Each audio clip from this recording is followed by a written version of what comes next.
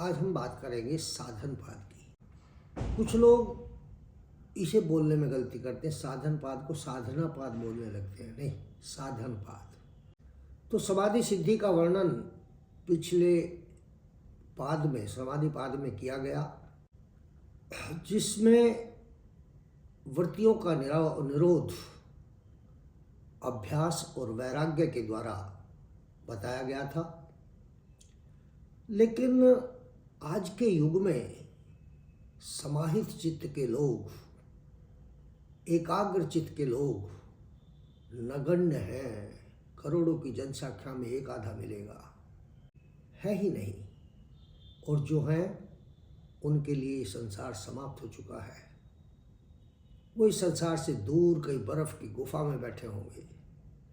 तो समाहित चित्त और एकाग्रता चित्त वाले लोग ही नगण्य हैं। इसके विपरीत सांसारिक विषय वासनाओं में, राग द्वेष में फंसे हुए लोगों की जो है भरमार है। विषय वासनाओं में, काम वासनाओं में फंसे हुए लोगों की भरमार है इस संसार के अंदर। इन्हें योग की भाषा में विक्षिप्त चित्त वाला कहा जाता है। दूसरी भाषा में कहें तो आज जो ये संसार है, ये विक्षिप्त लोगों का संसार है। इनके लिए समाधि के मार्ग पर चल पाना, वैराग्य और अभ्यास के मार्ग पर चल पाना असंभव सा प्रतीत होता है। आवश्यकता है ऐसे लोगों के मन से वासनाएं, कामनाओं और सांसारिकता को कैसे मंद किया जाए, इन भावनाओं को कैसे मंद किया जाए।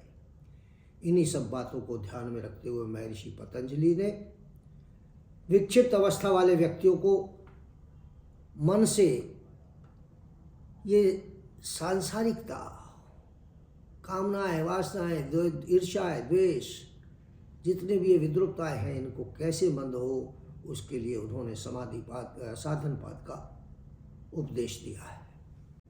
विक्षिप्त अवस्था में व्यक्ति का मन अस्त व्यस्त रहता है, अशांत रहता है, अनावश्यक रूप से भी अशांत रहता है, सब कुछ होते हुए भी अशांत रहता है। घर में सोफ़ा सेट, डबल बेड का सेट, टीवी का सेट, सोने का सेट, चांदी का set, dinner set, lemon set, dining set और जाने क्या क्या सेट, और आदमी फिर भी अपसेट। क्यों? क्योंकि इन भौतिक वस्तुओं से कभी भी शांति और सुख और आनंद की तो प्राप्ति कभी होती ही नहीं है। तो मन में अत्यधिक आकांक्षाओं के भरे होने के कारण जो सांसारिक विषयों की तरफ मनुष्य आकर्षित रहता है। मन में अधिक आकांक्षा होगी तो सांसारिकता भी उतनी ही अच्छी लगने लगेगी। मनुष्य और अधिक तेजी से इस सांसारिक वस्तुओं के प्रति, भोगों के प्रति और तेज दौड़ लगाएगा, और ये आकांक्षाएं और जो है घनीभूत होती चली जाएंगी। व्यक्ति मृग मरीचिका जैसे होती है, कस्तूरी जैसे मृग के भीतर ही होती है और वन में भागा फिरता है कि खुशबू कहाँ से आ रही है। इसी प्रकार से ये मनुष्य भी सुख की खोज में, धन की खोज में दौड़ता रहता है और अपनी ज्ञानेंद्रियों से, कर्मेंद्रियों से, मन से पूरी तरह से नियंत्रण को खो देता है। अंत में उसके हाथ कुछ भी नहीं आता।